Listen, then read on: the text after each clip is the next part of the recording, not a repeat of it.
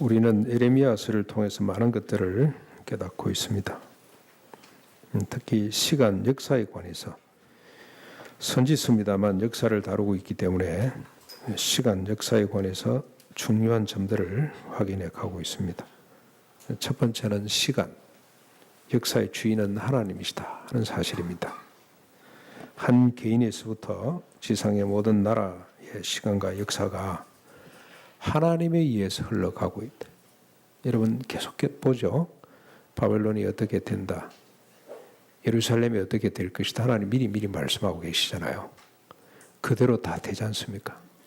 심지어는 이제 바벨론 다음에 메데파사가 올 것이다. 메데파사 다음에 그 다음에 헬라가 온다. 헬라가 온 다음에 로마가 올 것이다까지도 다 말씀을 하십니다. 그대로 다 됩니다. 그대로. 그래서 역사의 흥망성쇠는 무슨 약육강식 유비무환에 달려있는 것이 아니고 하나님의 뜻에 달려있다는 사실을 예레미야서를 통해서 우리가 계속 깨닫고 있습니다. 둘째는 하나님 안에서 시간과 역사는 영원히 현재다라는 사실입니다. 과거, 현재, 미래가 이미 하나님의 섭리 가운데 있기 때문에 시간적으로 구분이 의미가 없다. 그래서 성경은 과거를 미래처럼, 미래를 과거처럼 말하고 기술하기도 합니다. 과거의 말씀이 현재에도 미래에도 유효합니다. 하나님의 말씀은 사람의 말처럼 소멸되거나 없어지는 것이 아니고 여전히 살아계시기 때문에 유효합니다. 세 번째로 하나님 안에서 시간과 역사의 방향이 일정한데 그 방향은 정의와 평화입니다.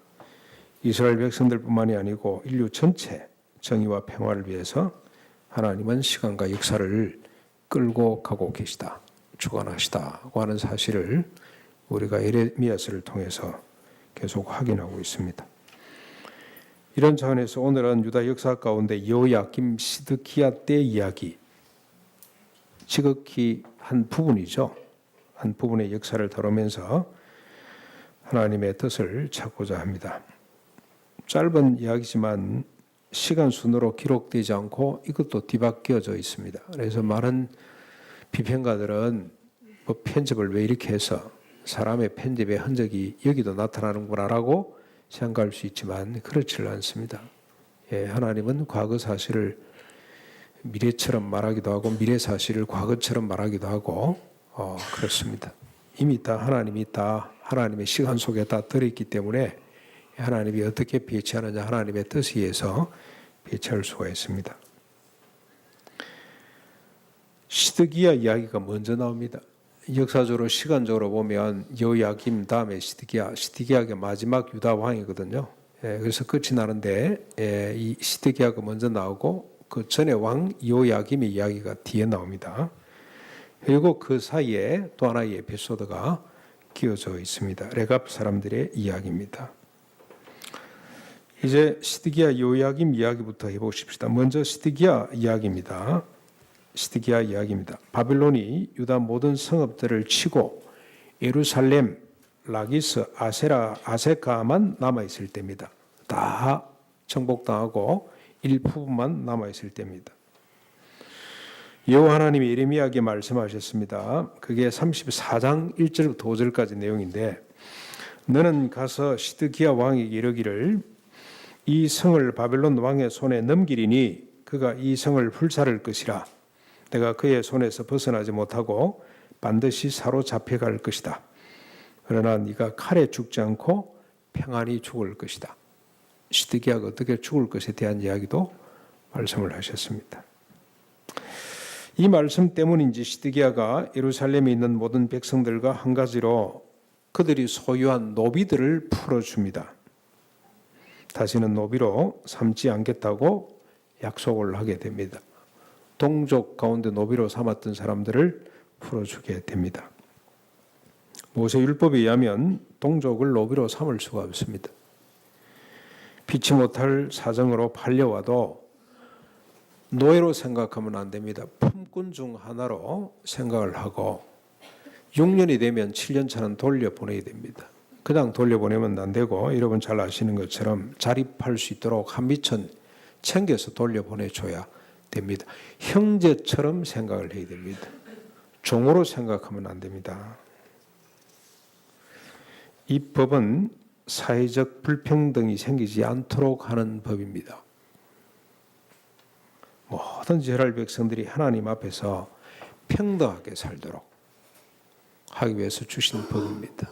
모세오경이 모세를 통해서 주신 법이 얼마나 아름다운 법인지 요 한 규정만 봐도 짐작하고도 남습니다. 이런 세상에 살고 싶지 않습니까, 여러분? 계급이 있겠습니까? 가진 자, 갖지 못한 자가 생길 수 있겠습니까? 모든 인간이 하나님 안에서 평등하게 살 수 있는 법입니다. 그래서 우리가 이 법대로 살지 못해서 우리가 노비를 너무 많이 삼아서 하나님께서 진노하시는가 보다. 그래서 급히 노비를 자유롭게 노비 문서를 아마 태우고 오늘부터 자유다 그렇게 선포를 한 것 같습니다. 그런데 이렇게 선포하고 얼마 있지 않아서 그 뜻이 변했습니다.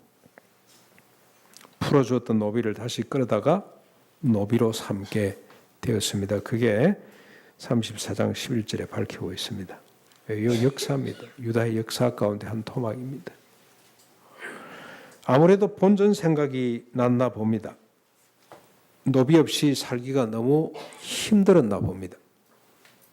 내부적으로 아마 반발이 컸던 것 같습니다. 꼭 이렇게 해야 돼? 충분히 우리가 상상 가능하죠. 그렇죠? 예. 다음 36장으로 건너가서 보겠습니다. 35장 레갑 족속 이야기는 조금 이따 하고 36장 비슷한 이야기를 먼저 우리가 정리를 좀 하겠습니다. 36장 이야기입니다. 때는 요야김 제4년입니다. 그 시드기야보다 앞에 있었던 왕입니다. 제4년 605년의 일입니다. 정확한 연대까지 기록을 하고 있습니다. 여호와께서 예레미야에게 두루마리 하나를 준비하도록 명령합니다. 그리고 그 두루마리에 요시야 때부터 그때까지 요야김 때까지 역사를 이스라엘과 유다와 모든 나라에 대하여 여호와께서 일러준 말씀을 기록하도록 여호와의 경고겠죠. 경고를 기록하도록 했습니다. 이렇게 지시하는 이유를 밝히는데 그들이 듣고 악한 길에서 돌이킴으로 여호와께서 내리려고 하신 재앙을 거두기 위해서라고 밝히고 있습니다. 이 백성들이 듣고 회개하면 재앙을 거두겠다는 뜻으로 기록을 하라는 것이죠. 이에 예레미야가 바룩을 불러서 여호와의 모든 말씀을 두루마리에 기록하게 했습니다. 바룩은 예레미야의 비서 역할을 했던 사람인데 예레미야가 하나멜에게 밭을 샀을 때 그 매매 정서를 보관했던 사람이기도 합니다. 지금 망하는 나라의 밭을 샀지 않습니까? 그 정서를 바룩에게 맡겨놨거든요. 네가 증인이다 하고 맡았던 사람입니다. 바룩이 예레미야의 명령대로 했습니다. 그렇게 별 반응이 없었던 것 같습니다. 기록한 걸 올라가서 예루살렘에 올라가서 성전에서 이렇게 낭독을 했는데도 사람들의 반응이 없었던 것 같습니다. 그래서 이듬해 9월 금식일에 다시 한번 올라간 것 같습니다. 성전 세문 곁에 있는 서기관 그마리아의 방에서 낭독을 했습니다. 정확하게 지명까지 어디에서 낭독을 했는지 밝히고 있습니다. 그랬더니 그마리아의 아들이죠. 미가야라는 사람이 미가야가 이 서기관입니다. 그마리아는 이 최고 핵심 권력의 권자 있는 사람이라고 보시면 되겠습니다. 그 아들 미가야가 이 말을 듣고 왕궁에 내려가서 서기관의 방에 모여 있는 자기 아버지 방에 모여 있는 모든 고관들에게 전달합니다. 이에 모든 고관들이 바룩에게 두루마리를 가져오도록 명하고 바룩이 읽어주는 두루마리를 다 들은 고관들이 바룩에게 한마디 합니다. 돌아가서 에레미야하고 숨어 있으라.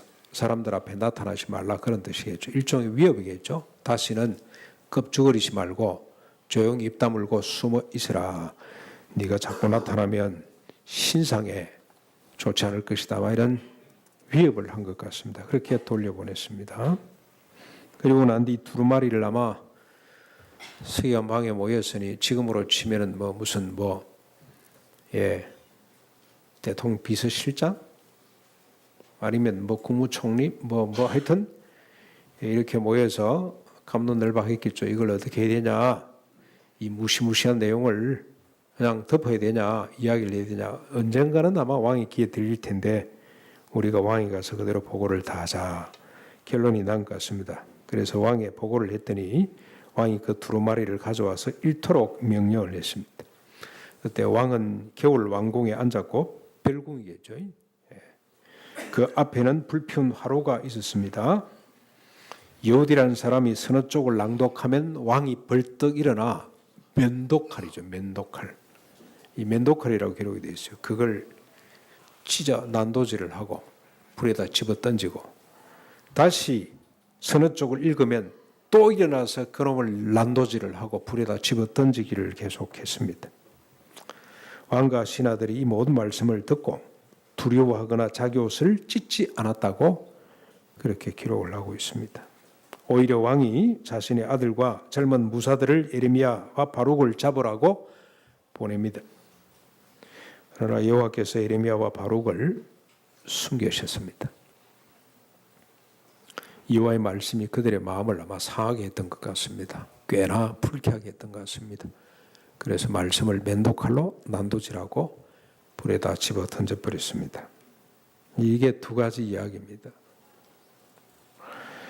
이와 같은 시대에 살아가면서 전혀 다른 이야기를 하나 살펴보겠습니다. 요야김 때에, 그게 이제 35장 내용인데요. 일단 정리부터 하면 요야김 때에 여호와의 말씀이 예레미야에게 임했습니다. 너는 레갑 사람들의 집에 가서 그들을 여호와의 집 한 방으로 데리다가 포도주를 마시게 하라. 레갑 사람들은 이방인들입니다. 원래 모세의 장인 이드로 있죠. 이드로의 후손들입니다. 이드로의 아들 가운데 한 아들의 후손들이 레갑 자손들이라고 보시면 됩니다. 근데 이들이 아마 아버지를 통해서 그 다음에 또 자기 뭐가 되죠? 이 자영이 되든지 아니면 뭐 여동생의 신랑이 되든지 하여튼 모세를 통해서 이스라엘 백성들이 이야기를 듣고 하나님이 이야기를 듣고 하나님이 너무 좋아서 그 백성들이 되고 싶어 이 언약의 백성들 가운데 살고 싶어서 가나안에 정주할 때 납달리 지파 사람들 지역에 와서 살게 됐습니다.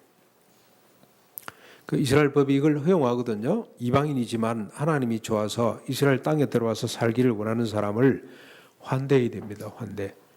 지금 외국 우리 근로자들이 한국이 좋아서 한국 땅에 오는 사람들, 심지어 시집 오는 사람들도 있는 것처럼 그렇게 하나님이 좋아서 납달리 땅, 제일 북쪽 땅이죠. 단지파. 어떻게 보면 지리적으로 아주 불리한 지역입니다. 제일 갈릴리 호수 북쪽에 있는 옥초지가 많은 아마 그런 땅이죠. 그 땅에 눌러앉아 살던 사람이라고 보시면 됩니다. 그들은 하나님을 경외하는 마음으로 이스라엘이 가나안에 정착할 때부터 거주하면서 쭉 살아가다가 자꾸 이스라엘 민족들이, 이스라엘 백성들이 바알 사상에 물들어가는 것을 너무 안타깝게 지켜봤던 것 같습니다. 이건 아닌데. 그러다가 예후가 이 아합 오므리 왕가 다음에 왕가를 세운 사람이 예후거든요. 예후가 아합의 그 바알 사상을 정리할 때 그때 요 레갑 자손들 가운데 요나답이라는 사람이 앞장서서 그 일에 동참하게 됩니다. 그러니까 바알 사상을 정리했던 사람 가운데 하나. 그러면서 아마 그때 큐를 만든 것 같습니다. 우리는 이렇게 살자 하고 큐를 만들고 그게 200년 동안 그 후손들에게 이어져 내려왔습니다. 한번 잘 들어보십시오. 설명을 하니까 조금 이러면 헷갈리죠. 이렇게 내려왔습니다. 자, 이제 예레미야가 레갑 사람들을 데리고 가서 여호와 집에 이르러 한 방에 들어가서 포도주를 마시라고 권합니다. 그랬더니 레갑 사람들이 마시지 않겠다고 대답을 합니다. 그러면서 우리의 선조 레갑의 아들 요나답이 우리에게 너희와 너희 자손은 영원히 포도주를 마시지 말며 너희가 집도 짓지 말며 파종도 하지 말며 포도원을 소유하지도 말고 너희는 평생 동안 장막에 살아라고 명령했습니다. 그래서 우리는 이 명령에 순종하여 우리와 우리 아내와 자녀가 평생 동안 포도주를 마시지 아니하며 살 집도 짓지 아니하며 포도원이나 밭이나 종자도 가지지 아니하고 장막에 살면서 우리 선조 요나답이 우리에게 명령한 대로 다 지켜 행하였나이다. 그러나 바벨론의 느부갓네살이 이 땅에 올라왔을 때 우리가 그 군대를 피하여 예루살렘에서 와서 살고 있습니다. 라고 대답을 합니다. 이게 35장 3절부터 11절까지 내용입니다. 레갑 사람들이 어떻게 살았습니까? 요나답이 그 후손들에게 남긴 규율이 뭡니까? 하나님 앞에서 경건하게 살기 위해서 포도주를 입에 대지 말아라. 세상 향락 거부해라. 그리고 정죄하지 말고 장막 속에 사는 사람, 무슨 말입니까? 유목민으로 살아라. 집을 짓는다고 하지 말고 땅을 일궈서 파종한다고 그러지 말고 양 몇 마리 키우면서 젖자 먹고 거기서 나는 수입으로 사는 유목민 삶을 살아라. 가난하지만 경건하게 살도록 하기 위해서 이런 규정을 정하고 후손들에게 유업으로 넘겨줬습니다. 그런데 이 전통을 200년 동안 지키고 있는 겁니다. 그런데 우리가 어찌 포도주를 마실 수가 있겠습니까? 우리는 할 수가 없습니다. 여러분, 세 가지 이야기죠. 두 종류의 이야기. 종류로 따지면 두 종류. 이야기 내용으로 따지면 세 가지. 하나님이 이 세 이야기를 나란히 배치하신 이유가 뭐겠습니까? 모든 성경은 하나님의 감동으로 기록된 것인데 성령님이 이렇게 세 가지를 배치한 이유가 있죠. 두 종류의 이야기가 우리에게 주는 교훈은 동일한 시대, 동일한 상황 속에 살아가는 사람들의 이야기, 두 종류의 삶의 이야기를 말하고 싶어서 이렇게 기록을 한 것 같습니다. 하나는 자신의 뜻대로 살고 싶어서 하나님의 말씀을 난도질하는 삶. 또 하나는 하나님의 뜻대로 살고 싶어서 자신의 향락과 정주를 포기하는 삶. 두 가지 삶의 모습을 하나님이 대비적으로 교훈하기 위해서 이렇게 기록을 해둔 것 같습니다. 자신을 위해 하나님을 거부하는 삶과 하나님을 위해 자신을 거부하는 삶의 모습을 보여주고 싶어서, 교훈하고 싶어서, 우리로 하여금 선택하도록 하기 위해서 이렇게 기록을 하셨다고 봅니다.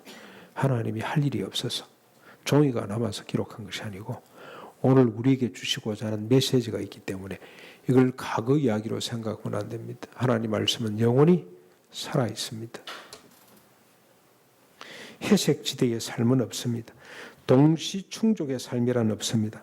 자신도 하나님도 동시에 거부할 수도 없고 자신도 하나님도 동시에 수용할 수 없습니다. 그래서 예수님은 이렇게 말씀하셨습니다. 한 사람이 두 주인을 섬기지 못할 것이니 혹 이를 미워하고 저를 사랑하거나 혹 이를 중히 여기고 저를 경히 여기리라. 너희가 하나님과 재물을 겸하여 섬기지 못하리라고 예수님이 말씀을 하셨어요. 둘 중에 하나입니다. 하나. 재물을 섬기든지 하나님을 섬기든지 둘 중에 하나를 선택하라 이 말이죠. 하나님의 백성들은 어느 쪽에 속할 것인지를 물어야 됩니다. 자기 스스로에게 질문을 해야 됩니다. 오늘 도래교회 성도님들은 어느 스타일의 삶을 살 것인지 우리가 묻고 결단해야 됩니다. 우리뿐만이 아닙니다. 우리 자손들에게도 이야기해야 됩니다. 결단해야 됩니다. 왜냐하면 이 두 종류의 삶에는 하나님의 엄미한 심판이 있기 때문에 그렇습니다. 하나님의 판단이 있습니다. 하나님의 평가가 있습니다. 두 삶에 대한 하나님의 심판을 보시겠습니까? 심판? 먼저 풀어줬던 노비를 다시 잡아 노비로 삼았던 사람들에 대한 하나님의 심판이 34장 12절부터 22절까지 나오는데 간단하게 이렇게 정리할 수가 있습니다. 너희가 형제에게 자유를 선포한 것을 시행하지 아니하였으니 내가 너희를 대적하여 칼과 전염병과 기근에게 자유를 주리라. 내가 너희를 세계 여러 나라 가운데 흩어지게 할 것이며 내가 그들의 원수의 손과 그들의 생명을 찾는 자의 손에 넘기리라. 그들의 시체는 공중의 새와 땅의 짐승의 먹이가 될 것이라. 내가 유다의 성읍들을 주민이 없어 처참한 황무지가 되게 하리라. 이 말씀대로 됐습니다. 하나님은 그냥 빈말을 하시는 분이 아닙니다. 다음으로 두루마리를 난도질한 사람들에 대한 삶에 대한 하나님의 심판입니다. 36장 30절에 있죠. 여호야김의 후손들 가운데는 다윗의 위에 앉을 자가 없을 것이며 그의 시체는 버림을 당하여 낮에는 더위 밤에는 추위를 당하리라. 하나님의 심판이 좀 지나치다는 생각이 드십니까? 만약 이들 여호야김 시드기야 같은 사람들 그의 백성들을 내버려 두면 그의 역사를 내버려 둔다면 어떤 일이 벌어지겠습니까? 상위 10%의 사람이 나머지 90%의 사람을 노비로 삼고 자자손손 갈등 속에 살게 될 것입니다. 이런 상황이 계속된다면 종교는 상위 10%가 되는 수단으로 전략하게 될 겁니다. 하나님의 말씀은 10% 교양과 채세술만 남고 나머지는 다 난도질 당하게 될 것입니다. 그러므로 하나님의 심판은 정당합니다. 정당합니다. 지극히 정당합니다. 이렇게 하셔야만 됩니다. 다윗이 교만을 떨다가 70만이 죽었죠. 세 가지 선택 중에 하나 선택했더니 70만이 죽었어요. 하나님, 다윗이 좀 교만을 떨었다고 인구조사했다고 너무 심한 거 아닙니까? 라고 생각이 들지만 다윗을 그대로 내버려 두면 70만이 아니라 700만을 죽일 수 있는 사람이 인간입니다. 인간. 그래서 하나님은 그걸 막으셨어요. 70만을 죽임으로 700만의 희생을 미리 막았다고 보시면 됩니다. 하나님의 심판은 지극히 정당합니다. 대신에 레갑 가문들에게 하나님의 심판을 보십시오. 35장 18절 19절 오늘 읽은 마지막 말씀이죠. 만군의 여호와 이스라엘의 하나님께서 이와 같이 말씀하시니라. 레갑의 아들 요나답에게서 내 앞에 설 사람이 영원히 끊어지지 아니하리라. 내 앞에 설 사람이 영원히 끊어지지 않겠다고 하셨습니다. 얼마나 아름다운 심판입니까? 내 앞에 설 사람이 영원히 영원히는 주님 오실 때까지, 그러고 난 뒤부터는 더 이상 이제는 뭐 실패할, 더 이상 새하늘과 새 땅이 되니 그 땅에 주역이 되도록 하겠다는 말씀 아닙니까? 사랑하는 성도 여러분, 우리는 선택해야 합니다. 불타 없어지는 삶을 택할 것인지 아니면 영원히 하나님 앞에 설 것을 선택할 것인지, 여호야김이나 시드기야의 길을 갈 것인지 아니면 레갑 족속들의 길을 갈 것인지 선택하셔야만 됩니다. 이 두 선택만이 있습니다. 두 길만이 있습니다. 이것도 하고 저것도 하고 할 수가 없습니다. 둘 중에 하나를 선택해야 합니다. 레갑 족속의 길을 간다고 해서 다 유목민이 될 이유는 없습니다. 예루살렘 왕궁에 살면서도 레갑처럼 살았던 사람들이 있습니다. 그 중에 대표적인 인물이 다윗입니다. 다윗. 조금 전에 제가 봉헌하고 난 뒤에 시편 112편을 읽었는데 제가 다시 한번 읽어볼게요. 그가 재물을 흩어 빈궁한 자들에게 주었으니 그의 의가 영구히 있고 그의 뿔이 영광 중에 들리게 되리라. 그가 누구겠습니까? 다윗입니다. 다윗은 자신의 그 많은 재산을 한 푼도 자기를 위해 쓰지 않고 간직했다가 잉여 재산이라고 보시면 되겠죠. 그렇죠? 예. 일개 국가 왕이 되었으니 엄청나게 전쟁을 또 치르고 했으니 그 부가 계속 쌓여갔을 겁니다. 그 부를 한 번도 자기를 위해 쓰지 않고 간직했다가 죽으면서 아들에게 유산으로 다 물려주고 그 유산은 어디에 사용됩니까? 성전 건축에 사용이 됩니다. 성전 건축에 사용됐다. 이거 뭐 결국 뭐 헌금했다는 말이네. 그거 아닙니다. 성전 건축입니다만은 실제 돈은 어디로 흘러가냐면 나그네들에게 다 흘러갔습니다. 성전 왕궁 건축에 유대인들은 부역을 해야 됩니다. 부역. 지파별로 나누어서 올라와서 부역을 하고 그 현금은 그 돈은 자기가 남긴 유산은 외국 근로자들 와서 돌을 뜨고 돌을 나르고 했던 사람들에게 흘러갔습니다. 그래서 솔로몬 시대에 태평성대가 가능해질 수가 있었습니다. 부가 나누어졌습니다. 그 사실을 이렇게 기록했다고 보시면 됩니다. 그런데 이게 하나님 앞에 의입니다. 이것이 그의 권위가 영원토록 빛나게 되는 내용이 되었습니다. 레갑 족속처럼 살았습니다. 그래서 다윗은 늘 고백했습니다. 이걸 1천억 불을 드리면서 뭐라고 고백을 합니까? 그게 역대상 29장이랍니다. 29장. 제가 자주 우리 헌금 봉헌할 때마다 자주 인용을 합니다만 하나님 부와 귀가 모든 것이 내가 소유한 모든 것이 지혜와 지식과 건강과 모든 것이 다 하나님께로부터 왔습니다. 내가 하나님께로부터 받은 것을 주께 드렸을 뿐이니다. 주님께 드렸습니다. 주님께 드려서 뭐 했습니까? 가난한 사람들에게 나누시도록 했습니다. 이걸 하나님은 의라고 인정을 하셨고 이 다윗을 하나님은 영원토록 그 위를 높여 두셨습니다. 그 말입니다. 다윗은 레갑 족속처럼 살았습니다.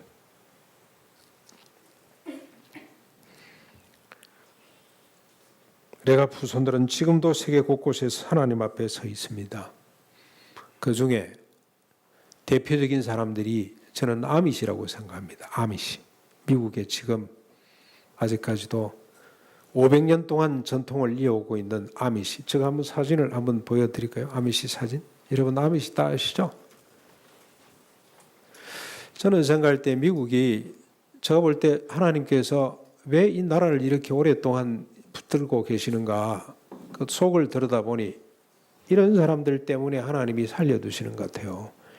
이 아밋이 이건 지금 아밋이라기보다는 메노나이트에 좀 가까운 것 같기도 한데 아밋이 자동차 있고 아밋이 말 타고 다니죠. 이 사람들은 아직도 자동차를 타지 않습니다. 예. 왜 그러냐? 경건하게 살고 싶어서. 아직까지도 전기를 쓰지 않습니다. 불편하게 삽니다. 불편하게. 왜 그러냐? 하나님을 더 잘 섬기고 싶은 마음 때문에. 좀 극단적이라고 할 수가 있죠. 그렇죠? 이분들보다 조금 더 이제 현대화된 사람들이 메노나이트라는 사람들이 있기는 합니다. 근데 이분들은 8년 공부가 전부 답니다. 8년 동안 공부하면 끝납니다.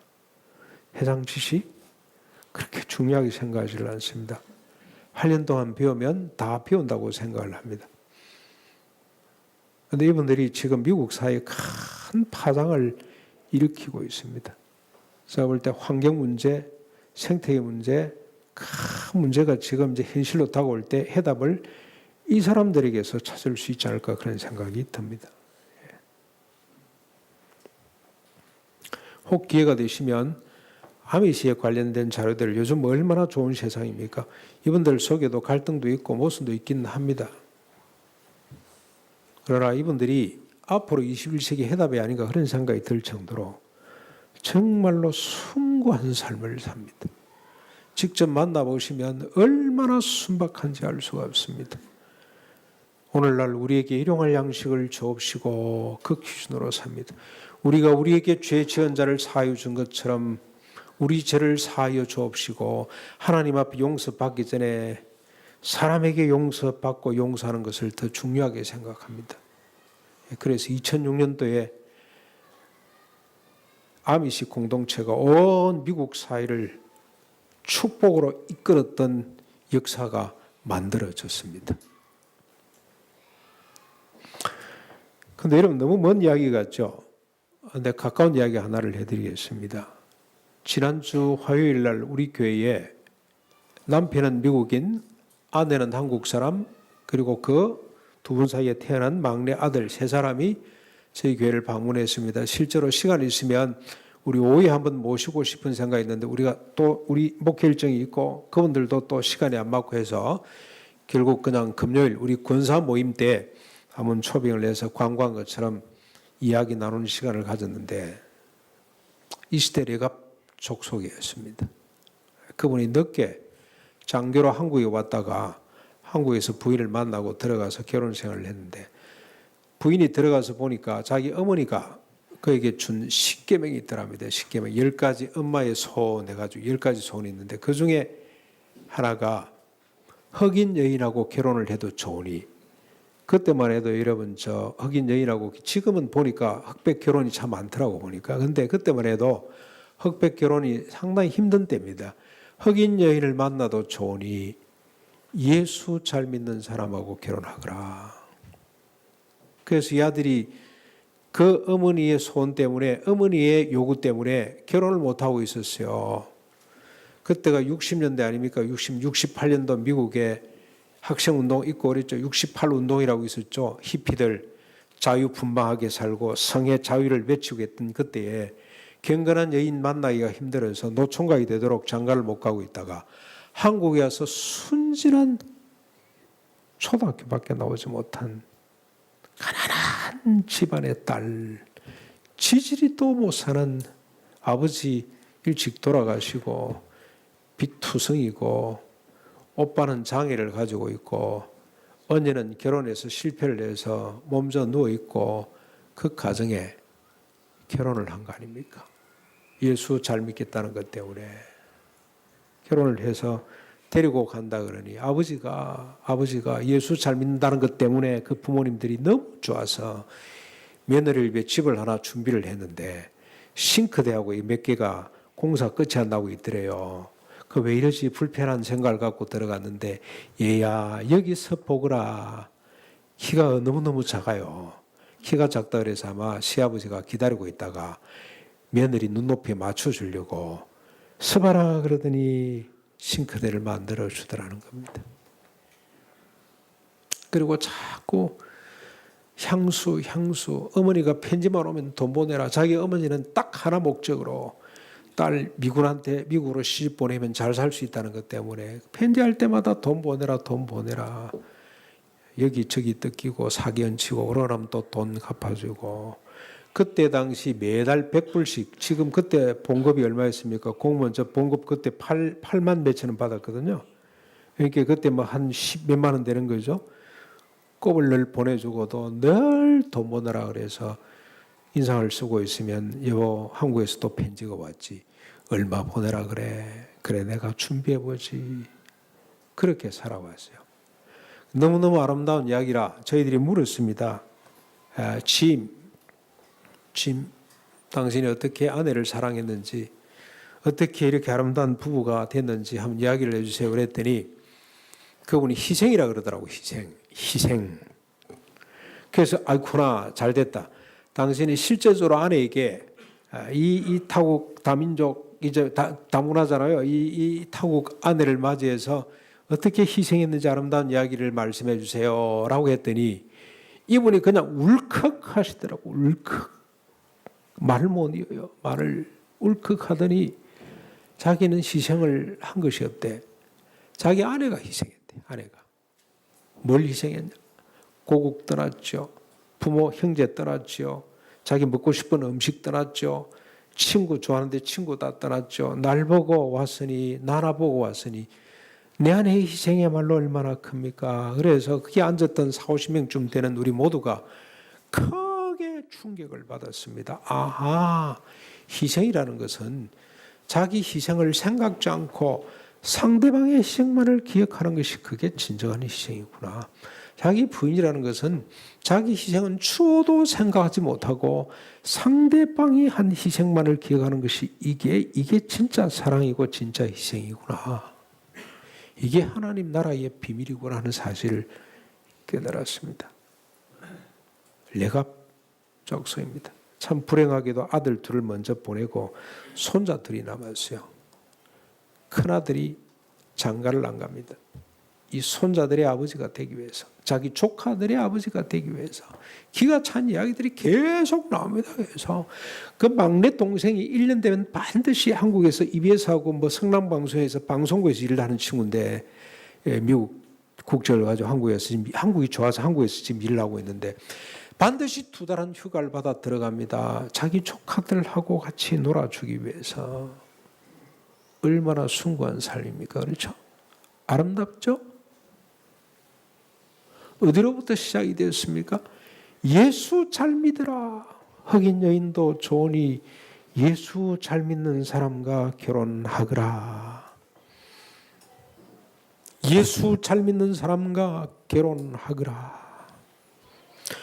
오늘 사랑하는 두레게 성도 여러분, 우리 함께 결단했으면 좋겠습니다. 결단. 2500년 전, 2600년 전 과거 이야기로 흘러보내지 마시고 오늘 하나님께서 우리에게 주시는 하나님의 명령으로, 하나님의 당부로 받아들이고 결단하시기 바랍니다. 우리 후손들에게 우리도 예수 잘 믿는 사람이 되라. 세상에 출세하고 세상의 영광이 아니라 예수 잘 믿는 사람이 되거라. 혹시 결혼 안 한 자녀들이 있으면 다른 것 다 몰라도 예수 잘 믿는 처녀 총각을 만나거라. 엄마 소원이다. 아버지 소원이다. 예수 잘 믿는 것보다 더 좋은 것이 없다라고 여러분 한번 기회를 정하면 어떻겠습니까? 잠시 후에 부타 없어질 삶, 문 밖에 던져서 나귀같이 매장되는 삶이 아니라 하나님이 분명히 말씀하셨잖아요. 이렇게 하나님이 심판하시겠다고. 이런 삶이 아니라 자자손손대대로 영원히 하나님 앞에 서는 삶을 선택하는 우리 두레게 성도님들 되시기를 주님의 이름으로 축원합니다. 같이 말씀을 생각하면서 484장입니다. 484장. 이 말씀 난도질하지 마시기 바랍니다. 마음에 꼭 새기시기